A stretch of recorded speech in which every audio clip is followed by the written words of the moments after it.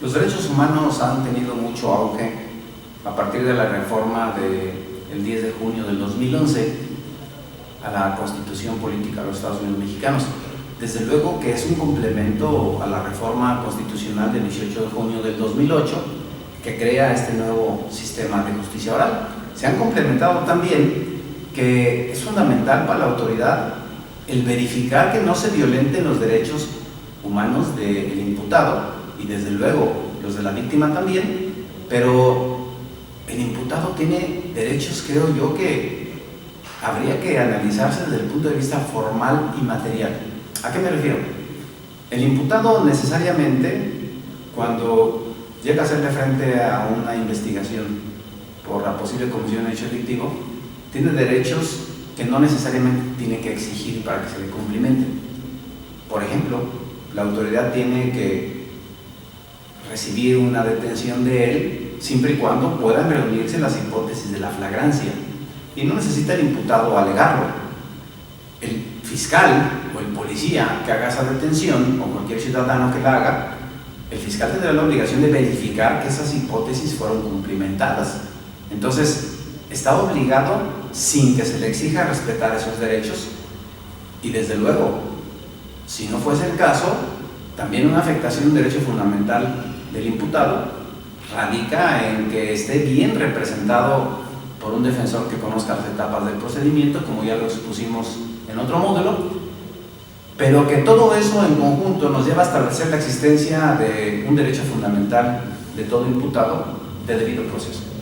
Y ese derecho fundamental de debido proceso es una gama interminable de derechos, porque no solamente se tiene que verificar la asistencia de una defensa adecuada en favor del imputado, sino que todos los derechos en cada uno de los momentos procesales y etapas se le vayan respetando. Si eso no ocurre, estaríamos hablando entonces de una actuación ilícita o ilegal que a futuro va a tener que ser excluida y en un juicio oral no va a poder reproducirse como para que sea el soporte de una sentencia de condena. Por eso la autoridad tiene la obligación de verificar que no se violenten esos derechos. ¿Qué implicaría necesariamente al imputado las advertencias de tener un defensor? Fíjense, cuando hablamos de que desde el momento de que el imputado es detenido se le tiene que hacer una serie de advertencias. ¿Y cuáles son esas advertencias? Bueno, le tengo que decir primero que se encuentra detenido, que es privado de su libertad, que tiene derecho a un defensor, pero este defensor tengo que decirle que puede ser privado o público y que si no puede pagar un privado, entonces público sin costo. Y desde luego que puede declarar o abstenerse, pero también debo decirle que si declara, lo que diga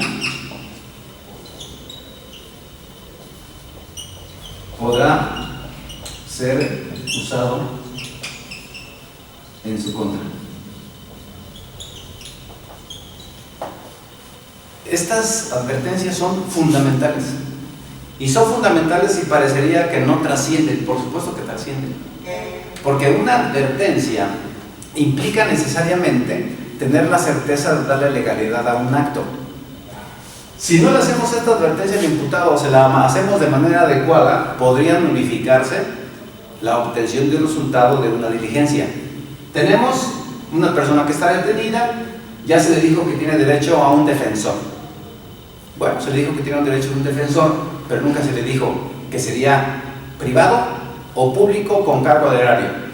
Esta inobservancia implica que hubo una violación a su derecho de defensa por no habérsele advertido que podría tener acceso a un defensor público sin costo y como consecuencia de ello no tuvo mayores opciones. ¿Qué quiere decir? Que hubo un engaño y una posible declaración, una confesión o una admisión de los hechos por parte del imputado carecería entonces de licitud y como consecuencia de ello pudiera ser no considerada por nula y desde luego sería en perjuicio de la propia fiscalía. Cuando se dice que puede declarar o abstenerse de hacerlo, muchas de las ocasiones la autoridad, de manera, no sé si con ignorancia o de manera inclusive premeditada, no les dicen que si lo hace, lo que diga puede ser usado en su contra. Muchas veces se lo disfrazan diciéndole, puede declarar o abstenerse de hacerlo. Si declara o no declara, puede ser declarado en su contra su silencio o lo que diga. Ahí estás confundiendo al imputado y desde luego esa omisión, ese silencio, lo hace que él mejor quiera hablar y pueda soltar información que a futuro le perjudique. Todo esto desde luego le violenta derechos fundamentales de debido proceso. Son derechos mínimos indispensables para el imputado que la autoridad debe respetar en todo momento.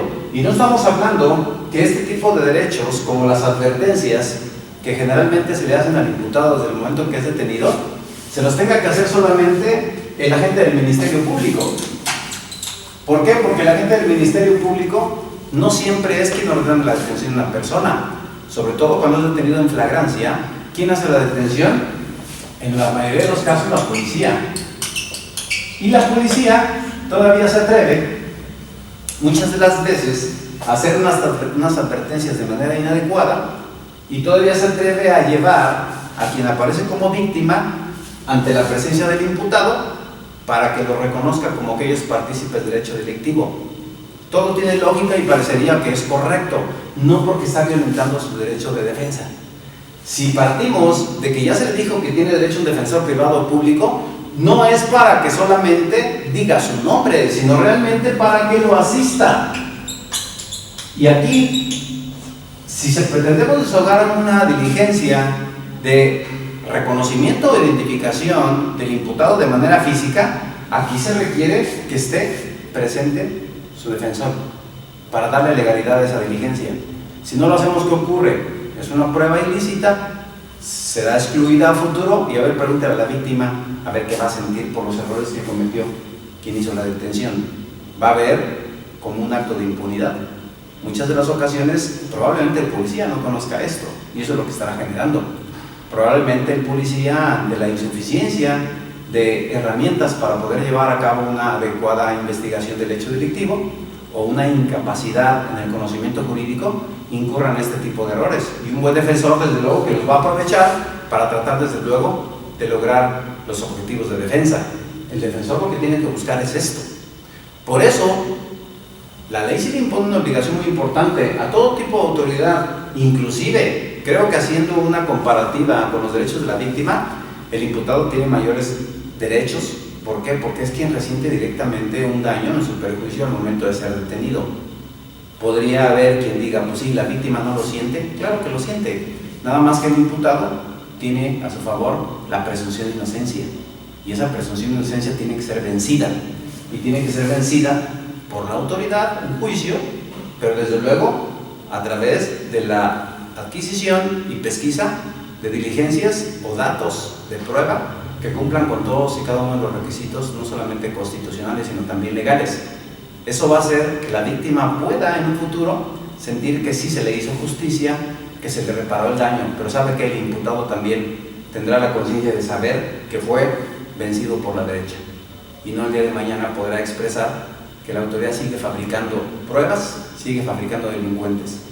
Es triste saber que hay mucha gente en prisión que por una inadecuada defensa, a veces, o por una estrategia errada, tiene que estar en la cárcel sin haber cometido un delito.